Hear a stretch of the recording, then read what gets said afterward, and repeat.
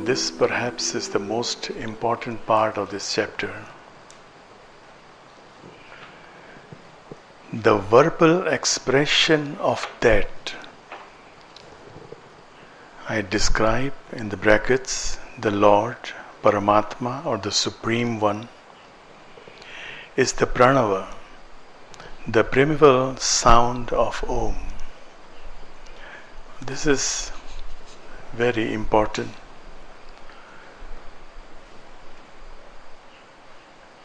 Look at Patanjali and all ancient yogis.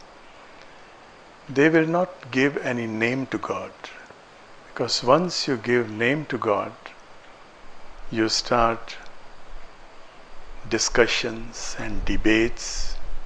My God, your God, God A, God B. God is simply called that. Nobody can describe God. We can have thousands of attributes, and all these thousands of attributes cannot describe God.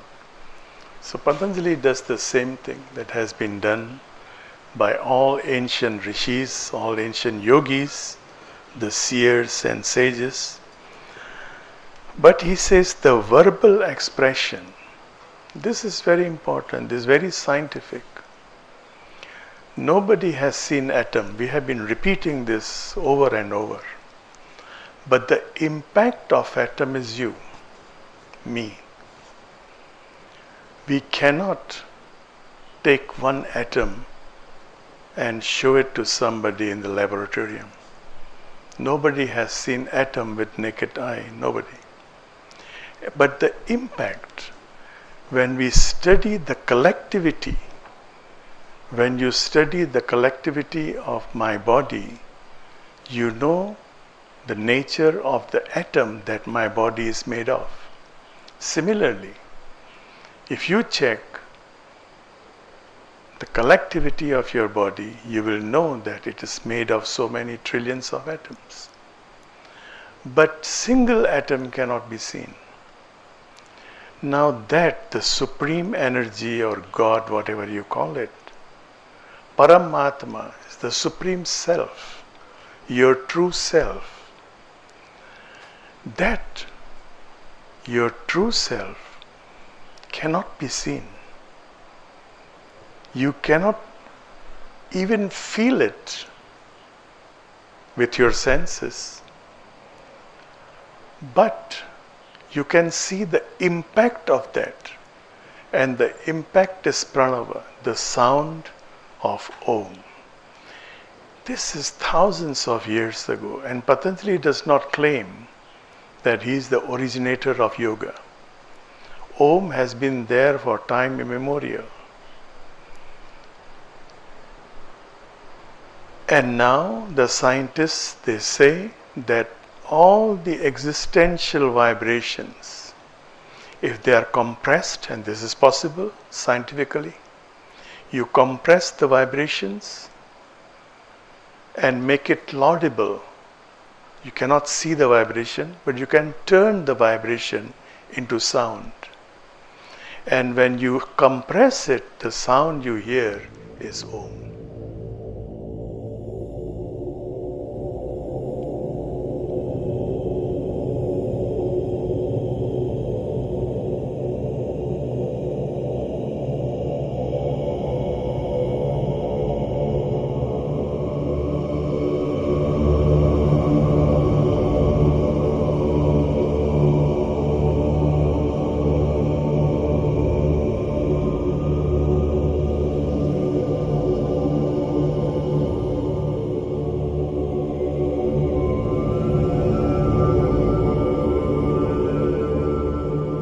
Patanjali must be a scientist. How can he come to that conclusion much, much earlier and before him? Thousands of years before him. He is more than 2000 years before our common era. Before that, they already knew that you cannot see that, but you can see the impact, you can listen to the impact of that, and that is Om. 28. By repeating it, Om or Om, constantly, one realizes its very meaning or purpose. He is very clear. He is not beating around the bush. He is not like any modern guru who will tell you, Om means this, Om means that. That is my meaning. I can tell you 100 meanings of Om. But that is my perception of Om. What is your discovery of Om? Your discovery of Om is your personal discovery, and that will happen only when you repeat it. Keep on repeating it. Not too many times, like we do here, 21 times the morning, 21 times the evening, and see within 3 months, this Om, this sound, is going to speak to you. It is going to tell you what is its purpose, what is its meaning, and that meaning, you may not be able to define it, as I cannot define it. That meaning is your personal meaning, is meant for you, is for your own purpose. So once after 21 days, after 21 times of repeating, after 3 months, you start writing a book, My Experience with Om, that book will be nonsense. Because you cannot describe it. You cannot describe it, but you will feel the impact. You will feel the benefit. You will know deep inside what is the purpose. But by repeating it, and it is when he says repeat, we have discussed earlier, he means abhyas. Abhyas means intensive repetition. Keep on repeating, keep on doing the abhyas, keep on intensively repeating it. 29. Thus, pratyak chetna, or innermost soul consciousness, is attained and all obstacles removed or overcome. From the very beginning, Patanjali is very straight to the point. He is not being goody-goody. He tells you, look, you have a problem.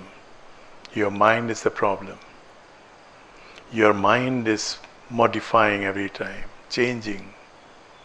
And these changes are happening because of the seed of the mind, not subconscious. Subconscious means subordinate to your consciousness. We are not even talking about consciousness so far. Until now, 26, 27, 28 verses, Patanjali is actually not yet talking about consciousness. He is talking about the mind seed. And he has told us what are the problems. And now he is giving the solution. What is the solution? Chant Om, and by chanting Om, number 29, this pratyak chetna, or innermost consciousness, for some reason this got missed. You can think you should try to correct this if you have got your own book. Should be innermost consciousness. Your innermost consciousness is attained and all obstacles removed or overcome. This is consciousness. Now this is consciousness. How can you control the wavering of the mind? How can you control your chitta? The chitta can be controlled if chetna is higher than chit. Now, if you make the hierarchy, this is chetna, this is chit, this is mind, this is senses, body. This is the hierarchy. First is consciousness, chetna, then chit, the mind seed, then the mind, manas, then senses and body. We are being controlled like that. And right now, we are only addressing the mind. This is our problem. The mind cannot be controlled if you don't find the chit. The chit cannot be controlled if you do not find chetna. And once this chetna is attained, by how this chetna is attained? By repetition, constant repetition of Om.